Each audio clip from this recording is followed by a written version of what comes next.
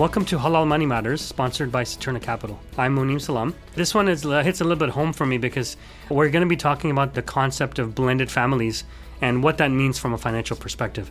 So we're happy to have and honored to have a special guest, as we are always, Shaykh Suhail Mulla, who graduated with a bachelor's degree from CSUN, got his master's degree in social work, and then also went off to study Islamic sciences at Al-Azhar University. And in fact, that's when I actually met him, was probably maybe a year before he was about to head off and pursue his Islamic studies. He is one of those people that does counseling for a living and comes across these kind of stories and anecdotes and maybe guidances that we can all learn from when it comes to finances and blended families. So without further ado, Shaykh Suhail Mulla. Jazakallah khair, Shaykh Suhail, for coming on the podcast. It's a very important topic, and I'm really glad to be able to share with you on this topic. Actually, when I first thought about the topic of blended families, and I actually have one, and so that was an important aspect of why we wanted to do it. But you were one of the first people that came up, so I'm really excited and happy that you're able to join us. So welcome. Thank you for having me. Alhamdulillah. So like I said, this is kind of a little bit personal. I have some personal experiences I can share. And as from you, being in the profession of counseling, I'm sure you've seen a lot of cases and those types of things. So I wanted to kind of get the ball rolling and just talk a little bit about, besides the money aspect of it, maybe a little bit some complexities of blended family. And what I mean by blended family is, after one or both of the parties have gotten a divorce, they have children from that divorce and they're getting married again to their spouse, and they may or may not have children. So there are some different scenarios, but generally speaking, it's two different families trying to come together. Almost like whenever I tell people my story, they're like, the Brady Bunch. Exactly like the Brady Bunch. So maybe I'm not sure if the newer generation would know that, but I grew up on Brady Bunch. So yeah, when you started talking, that's the reference that came up in my mind too, right? And that works for our generation, but perhaps younger folks have no clue what that is. But yeah, the blended family comes with potentially many, many blessings, but also many, many challenges, as you know. The blessings are that you get to experience companionship at a later stage in life. You get to revision what family looks like. It can be very fulfilling in an interesting way where husband and wife who have children from previous marriages, now their children have these new step-sibling relationships and the interesting sort of things that happen in that space in terms of the alignment of that family and so forth. So all of those things can be a tremendous blessing. Your family is growing and they're not blood related, right? That can be a beautiful thing. I mean, I usually refer to my stepkids as stepkids, and that's because nobody understands it. But the first time I heard it was a very beautiful phrase. She was like, I have a couple of kids and I have 4 bonus kids. And so, or especially, that was really cool. I really liked it, but I started using it and then people were like, what's that? Then I had to go back to using stepkids. So I went back to it, but I really like this idea of, it's a bigger family. It is a blessing and a bonus to be able to have something like that happen. So, it comes with the challenges, but definitely a blessing as well. So. I love that terminology, bonus children. Yeah, bonus children, exactly. Alhamdulillah. Like you said, there's the challenges, right? And the challenges can be very, very heavy. It's not only about the dynamic between man and woman, husband and wife, but you have to sort everything else out. The children from both families, ideally, you want them to get along. The stepmom with her bonus children and stepdad with his bonus children, you want to have the best relationship there. And those things can be challenging. I have a friend of mine, he's an imam, and he told me when he remarried and he had now these bonus children, right, stepchildren from his new wife, he said, man, it's hard to love somebody else's children because they have their dad, they have their biological dad. And then, and sometimes there's resistance from the children from the other side. And they're now having to navigate their biological father plus the new home that they're living in. And so there's so many dynamics to it, so many moving parts. And that's where the challenges lie. Yeah, I've actually been multiple times of kind of describing it. If you take all members of your family, your kids, your bonus kids, and everybody, and you draw a line between every single connection there is, and then draw a line for all of them, that's how many complications potentially you could have with that. So it's really, it is. So the larger it is, obviously, the more complications or lines you can draw. Rather than freshly married 20-something-year-old husband and wife who just have that one line between them that they have to figure out, right? Absolutely. That's so true. So let's kind of think about it now. I mean, there's many, many different aspects we can talk about from the blended family perspective. But this is the finance show about Halal Money Matters. So we'll kind of restrict it obviously to this area, knowing that there's a lot of other areas, societal, social, personal, familial, all the different relationships that you have. But I wanted to try to focus on just the financial aspects of it. And starting off, when I thought about this topic, it was like, I could break it down in 3 different areas, right? Like, what do you think about finances prior to you getting married, again, during the marriage itself, and then maybe afterwards, one of us passes away, or so maybe we can take that in that step-by-step format. And, one of the things that happens is that for majority of the people, I don't want to say for everybody, but you're coming out of a divorce. Most likely it was very messy. Inshallah, it wasn't, but, maybe it was. You're just getting over this huge thing where you've lost maybe 50% of your assets, maybe gained it, depending on where you are. And now you're looking at it from a new perspective of, I'm getting married and I need to think about this all over again. So what are some things that you might have come across in your experiences that have helped kind of bridge that gap? Or what are some things that definitely are must-haves, need to have, and maybe want to have? There definitely needs to be a lot of conversation, and there needs to be honesty. The husband needs to be honest with himself. The wife needs to be honest with herself as they're going into this marriage about, what they want and what they don't want. Chances are they have experiences that they have from their last marriage that are going to color what they want for themselves in the future, right? You have to be honest with yourself there. Those are internal conversations, so to speak.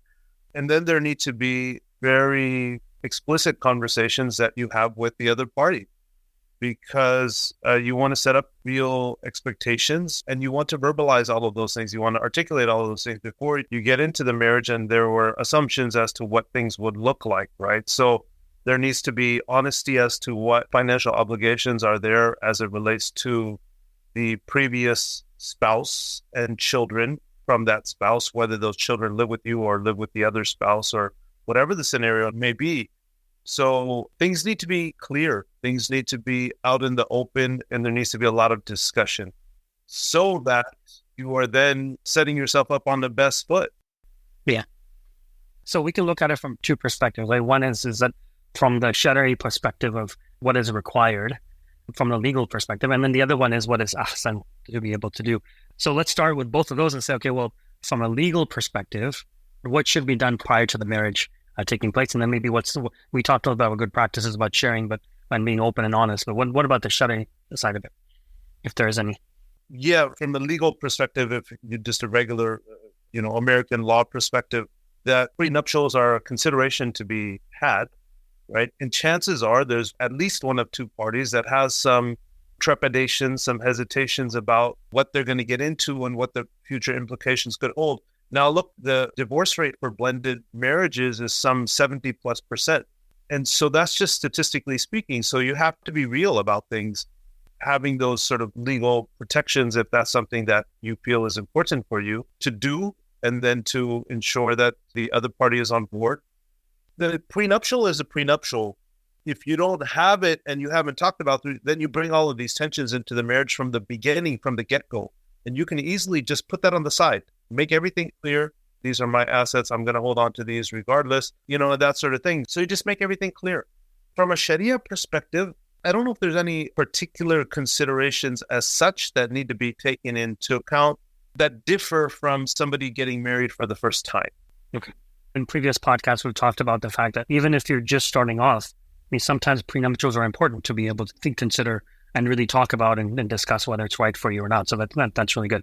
And then also in having discussions prior to the marriage and talk about prenuptials, one of the things that I've noticed is some people, have their own separate trusts that they create.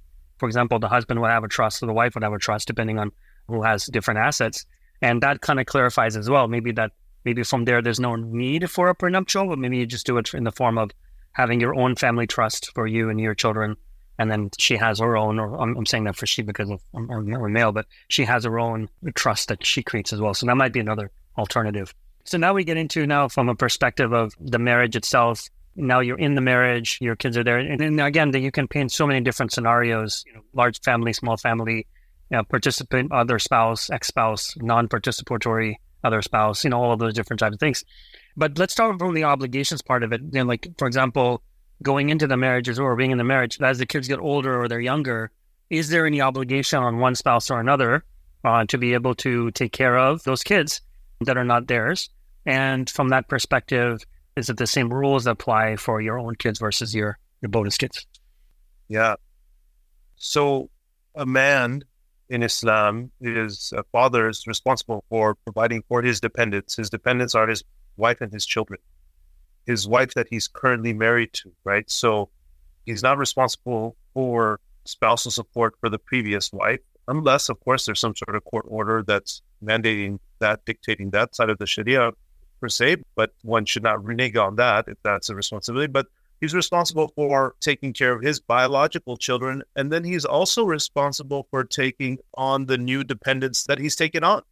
So he's married to, let's say, his second wife, and she has her children from her previous marriage. He's responsible for taking care of her needs as well as their shelter, food, and clothing. Those are the basics. And that is his obligation in the time that they are with him. Now, that's in absence of those children's biological father taking care of those needs. I'm only framing it in this way, right? Because I'm a male as well. Let's say, for example, my second wife, she has her own children. I shouldn't say my second wife. I mean, the second, yeah. Right? And actually it was a cool little comedy piece right there. But yeah. The obligations towards the new wife and her children. Look, if the new wife, her ex-husband, her children's father is taking care of them financially, then obviously I don't need to take care of them financially, right? Whatever I provide for them is above and beyond. This bonus is my own sadaqah that I'm providing to these minors that already have someone else who is responsible for them. In absence of their biological father providing, for whatever reason, whatever that may be, whether he's not alive, whether he's a negligent or what have you, then if they're in my household, I'm responsible. And that's from an Islamically legal perspective. Sharia perspective. Okay.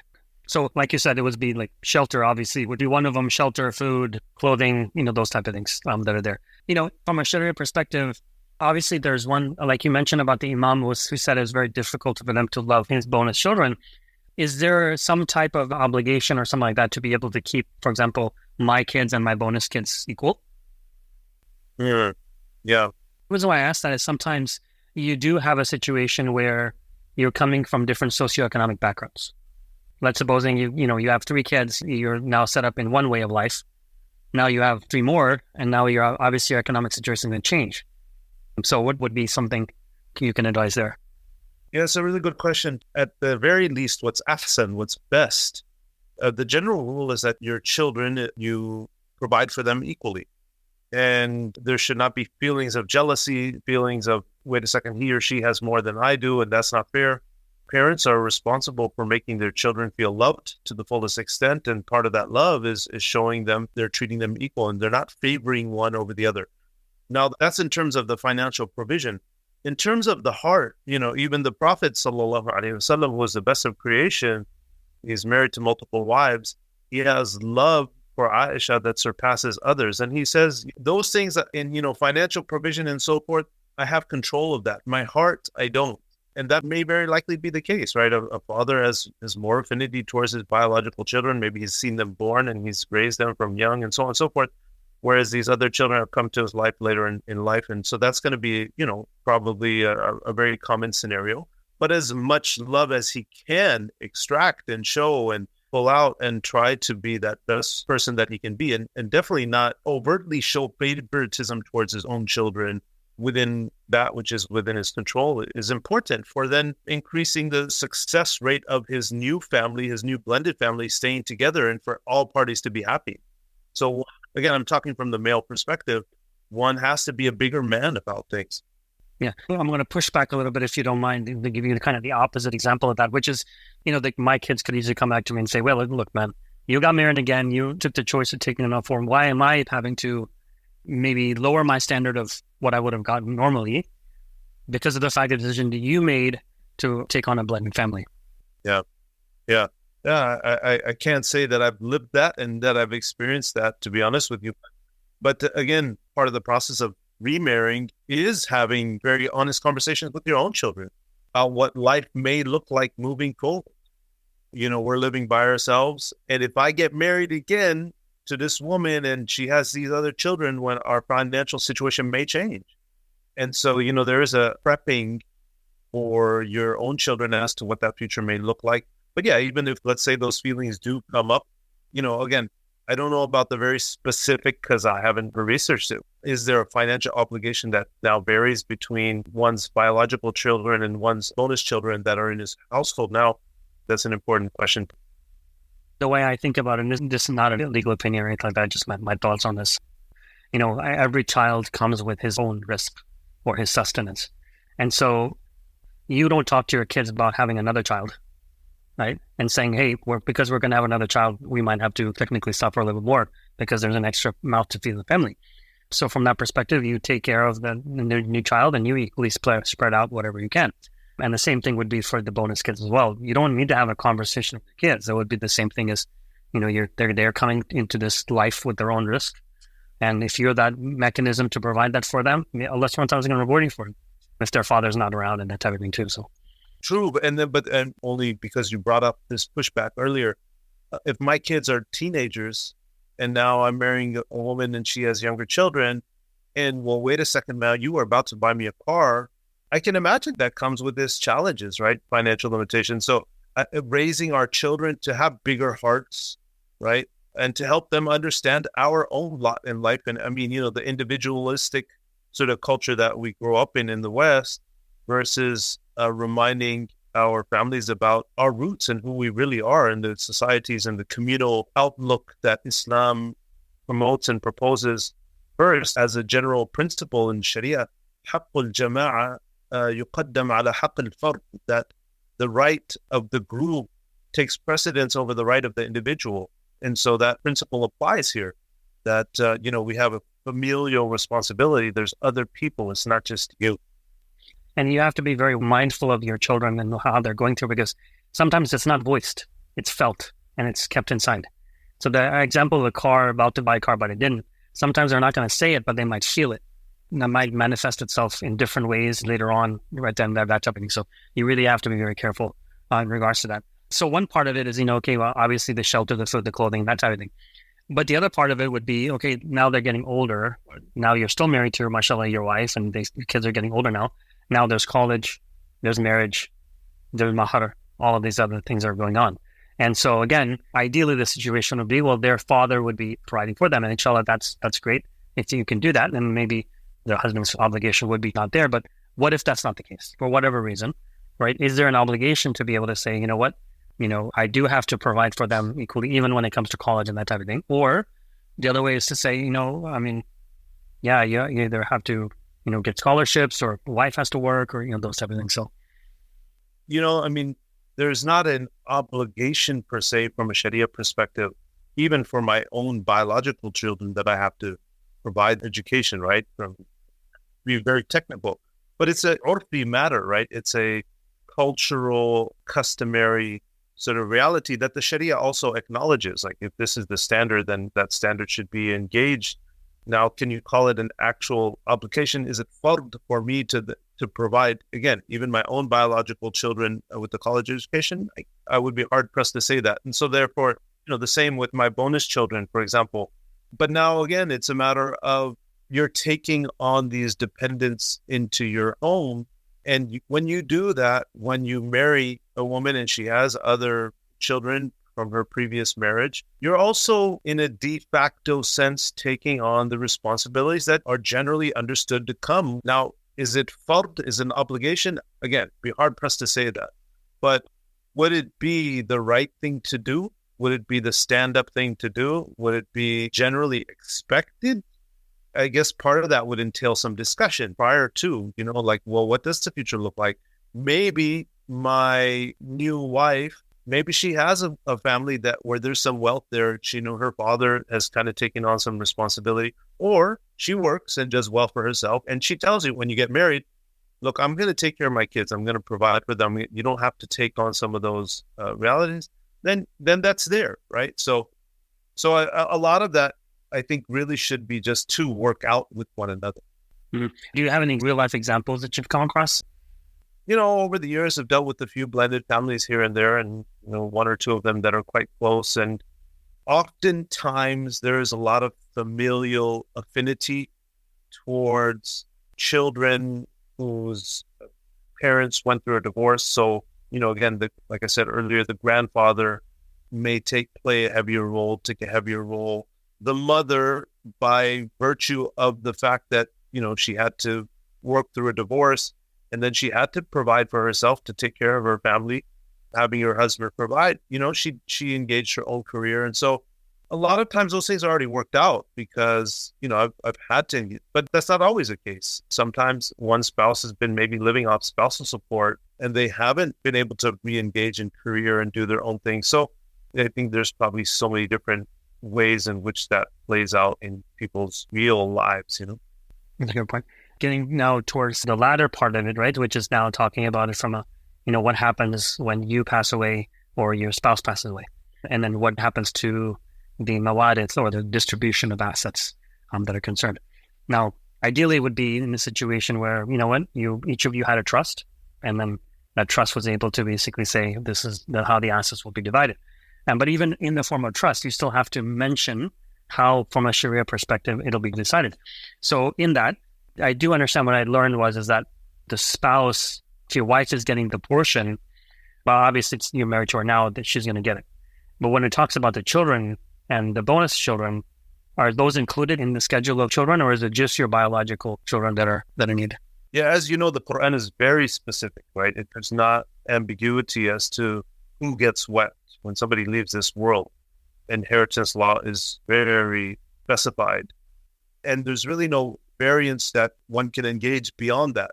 But there are some mechanisms that the Sharia allows for which wealth can be transferred. If they have their children, and my bonus children, if I die today, they don't take anything from me from the specified shares that are there. However, during my lifetime, I can give them from my wealth. During my lifetime, I can specify in my trust and give them up to 1/3 of my wealth upon my death. That's sanctioned in the Sharia, that one sliya.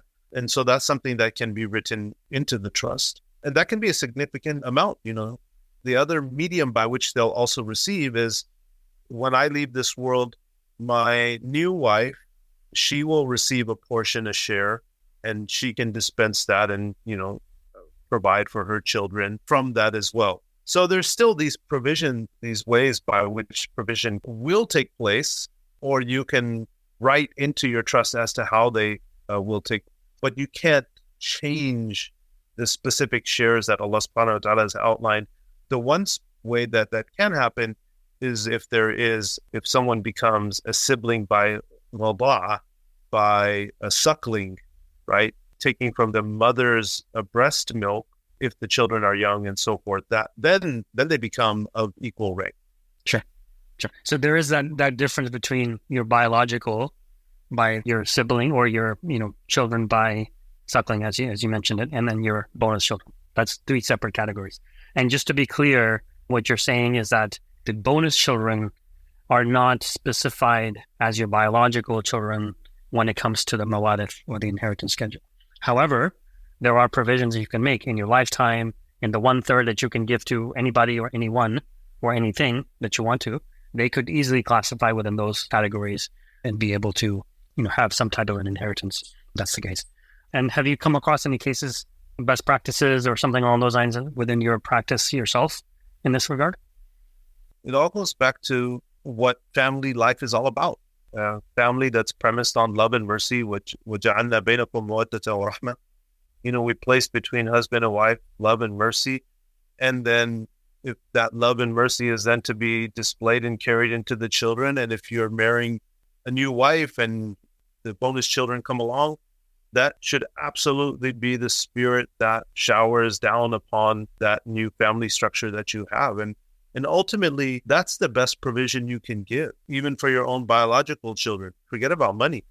Love and mercy, good treatment, respect, decency, positive discipline, positive parenting, just being connected, all of these standard sort of things that we know are important, and we all struggle to on some level, perhaps to implement, right? That's the best provision you can give them before the financial provision, because that love and that mercy that you inject in them, that's going to make them that beautiful person, that better person that's going to help them navigate life. You can give them $1 billion, and I can name you a bunch of examples right now of people who inherited tremendous amount of generational wealth, but they're some of the world's most evil people and wreaking havoc upon this earth as we speak. And so they didn't receive love and mercy, right? So that's number one. And I want to kind of take a step back a little bit.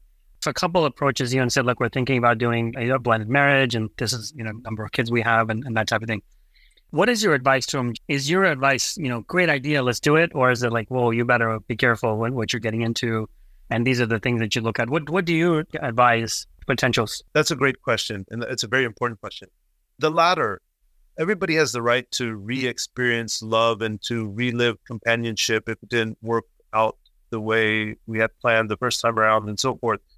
And Islam encourages that, absolutely. When you look at the lives of the Sahaba, there was a lot of exchanging, and someone passes away and then somebody else marries that woman.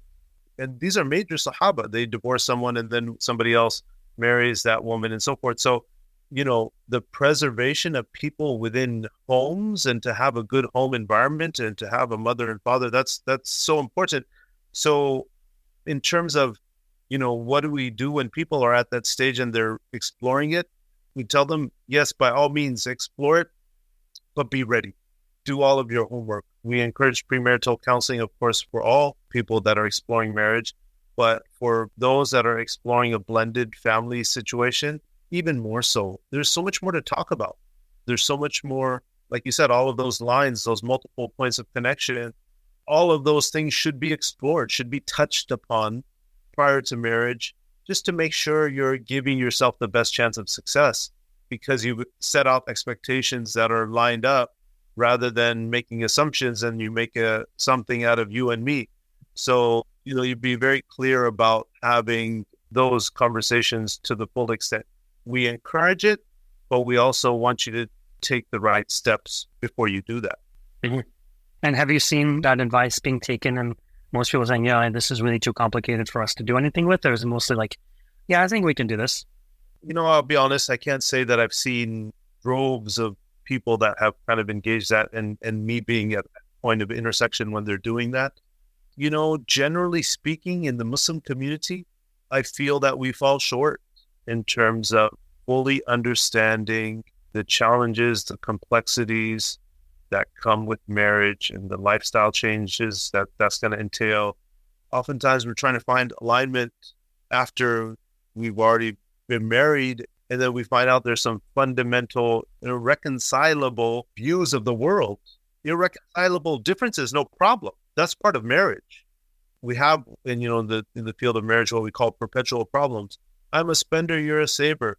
You're an extrovert, I'm an introvert. You're a neat person, I'm a messy person. And we're always going to have a level of conflict over those things. There's no problem with that. The majority of problems in marriage are what we call perpetual problems. But knowing where those things are from the beginning, as much as we can, and especially about our views of what marriage is supposed to be, those things need to be explicit from the get-go.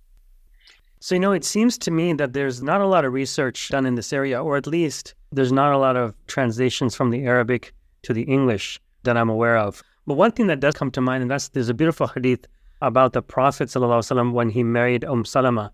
And, Salama had a lot of children because she was older in age. And so when the Prophet made the proposal for marriage to Salama, she responded back and she said, I'm an old woman with many children. And the response of the Prophet was, and I'm a man with children as well, and your children will be mine. I just thought it was a beautiful hadith to be able to put out there for this particular area because it really talks about the stepchildren. Yeah, and that's beautiful. That's such a beautiful hadith, right?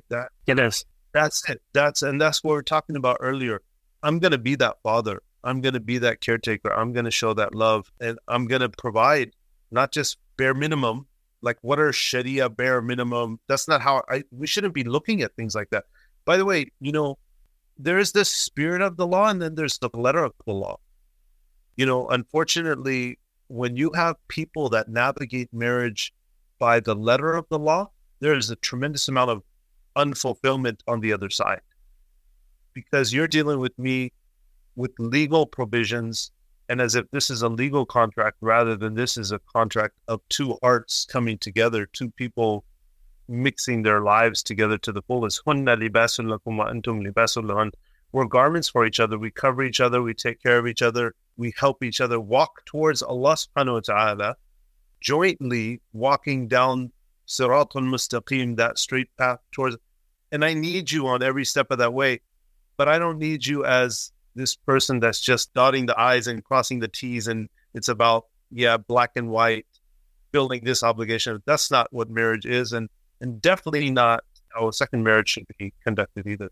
We're coming to the end, I think, but I wanted to allow you to be able to say the last words, if you don't mind. And it's a really, really important topic. I know it's not a topic that affects everybody, and inshallah, it won't affect everybody, right? That's the goal, to do that, but it will affect, some of the people, some of the time. And so it was an important topic for us to cover. So thank you for joining us, but I'll leave you with the last words, if you don't mind. Sure. May Allah subhanahu wa ta'ala help all of our brothers and sisters who are navigating marriage for the second time around and having to reconfigure their families and striving to ensure that they have a household that's full of laughter and happiness and love and mercy. It's not an easy venture. It's not an easy journey, but it's something that we absolutely need to pay attention to in the Muslim community, because divorce is a reality and divorce rates continue to climb. And there's no reason at all, then there should be no stigma at all when people are seeking to remarry. And if people already have children from the previous marriage, unfortunately, there is a stigma in certain communities. Well, she already has children from her previous marriage. I don't know if I want to engage that. No, we should absolutely encourage the engagement of that, because of the fact that there is a need for people to establish homes where children receive love and care from mom and maybe a new dad, and dad and maybe a new mom. And so it's absolutely imperative that we, put some energy and focus on that in the community. And I thank you, Brother Munim, for engaging this space and engaging this topic for those people that are curious about, well, how do I do this? Yeah, no, thank you so much for your insightful thoughts, and obviously an ongoing discussion. And finance is not only one aspect of this entire thing. There's a lot of different moving parts to this discussion, but I really appreciate your time, and inshallah, Allah bless you and continue to shower you and your family with barakah. Allah bless you. Thank you for listening to Halal Money Matters. If you like what you hear, please do rate us on the app stores and also leave us a review. It helps other people find us a lot easier. The thoughts and opinions expressed on Halal Money Matters do not necessarily reflect the views of Saturna Capital, Amana Mutual Funds, or their affiliates. Please consider an investment's objectives, risks, charges, and expenses carefully before investing. To obtain this and other important information about the Amana Funds in a current prospectus or summary prospectus, please visit amanafunds.com or call toll-free 1-800-728-8762. Please read the prospectus or summary prospectus carefully before investing. The Amana Funds are distributed by Saturna Brokerage Services, member FINRA and SIPC, and a wholly owned subsidiary of Saturna Capital, the investment advisor to the Amana Funds. Investing involves risk, including the risk that you could lose money. The Amana Funds restrict investments to those companies consistent with Islamic and sustainable principles, which limits opportunities and may affect performance. This material is for general information only and is not a research report or commentary on any investment products offered by Saturna Capital. This material should not be construed as an offer to sell or the solicitation of an offer to buy any security in any jurisdiction where such an offer or solicitation would be illegal. We do not provide tax, accounting, or legal advice to our clients, and all investors are advised to consult with their tax, accounting, or legal advisors regarding any potential investment. Investors should not assume that investments in the securities and/or sectors described were or will be profitable. This podcast is prepared based on information Saturna Capital deems reliable. However, Saturna Capital does not warrant the accuracy or completeness of the information. Investors should consult with a financial advisor prior to making an investment decision. The views and information discussed in this commentary are at a specific point in time, are subject to change, and may not reflect the views of the firm as a whole. All material presented in this publication, unless specifically indicated otherwise, is under copyright to Saturna. No part of this publication may be altered in any way, copied, or distributed without the prior express written permission of Saturna Capital.